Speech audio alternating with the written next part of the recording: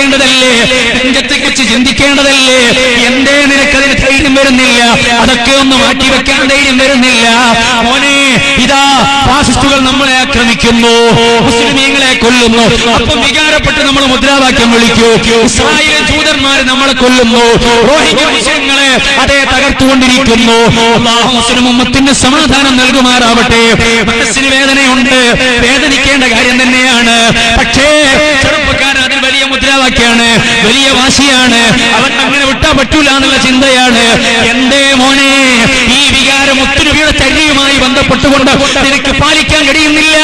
മനസ്സുകൊണ്ട് എന്തുകൊണ്ട് നിനക്ക് അങ്ങനെ ഒരു ഉറച്ച തീരുമാനമില്ല? ഒറ്റയാനായി ജീവിക്കുമ്പോൾ ഹറാമിൽ നിന്ന് മാറി നിൽക്കാനുള്ള കരുത്ത് എന്തേ നിനക്ക് നഷ്ടപ്പെടുന്നു? അവിടെയല്ലേ ഹബീബിനോടുള്ള മഹബത്ത് വേണ്ടത്? അവിടെയല്ലേ ഇസ്ലാമിനോടുള്ള സ്നേഹം വേണ്ടത്? അവിടെയല്ലേ പടച്ചറപ്പിനോടുള്ള ഭയം വേണ്ടത്? അതൊന്നുമില്ലാതെ ചില ഉപരിപ്ലവമായ കാര്യങ്ങൾ മാത്രം ചെയ്താൽ രക്ഷപ്പെടുമെന്ന് വിചാരിക്കണ്ട.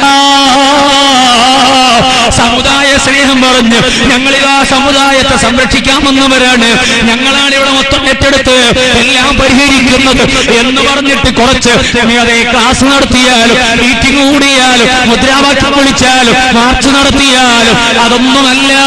അതിനേക്കാൾ വലുതായി ഉണ്ടാകേണ്ടത് അകത്ത് ഹബീബിനോട് സ്നേഹം വെച്ച് ഹറാമിൽ നിന്ന് മാറി നിൽക്കാനുള്ള കരുത്താണ്. മുത്തുനബിയെ ചീത്ത പറയുന്നവരോട് വെറുക്കാനുള്ള മനസ്സാണ്. ആ വെറുപ്പ് മനസ്സില്ല. ആ വെറുപ്പ് മനസ്സില്ലാതെ മുത്തുനബിയെ ചീത്ത പറയുന്നവരൊക്കെ കൂട്ടിപ്പിടിച്ചിട്ട് എന്ത് സമുദായ സ്നേഹമാണ്, എന്ത് സമുദായ സംരക്ഷണമാണ്? സുബ്ഹാനല്ലാഹ്. ഹബീബിന് ഇഷ്ടമില്ലാത്ത കാര്യങ്ങൾ പറഞ്ഞിട്ട് മുത്തുനബിയോട് ഇഷ്ടമോ? എന്റെ പ്രിയപ്പെട്ട നബി എന്ന് പറഞ്ഞ് തലവാദയിട്ടിട്ട് കാര്യമുണ്ടോ? അത് കാപട്യമല്ലേ?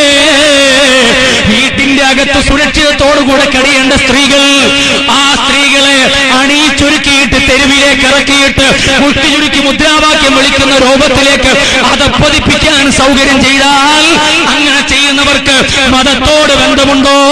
ഹബീബിനോട് ഇഷ്ടമുണ്ടോ? പടച്ചറപ്പിനെ പേടിയുണ്ടോ? വികാരപ്പെടുന്ന ചില കാര്യങ്ങൾ ഇങ്ങനെ പറയും, അത് പാർട്ടി വളർത്താനാണ്, അത് കാപട്യമാണ്. നമ്മൾ തിരിച്ചറിയണം. ഹബീബായ മുഹമ്മദ് റസൂലുള്ളാഹി സ്വല്ലല്ലാഹു അലൈഹി വസല്ലം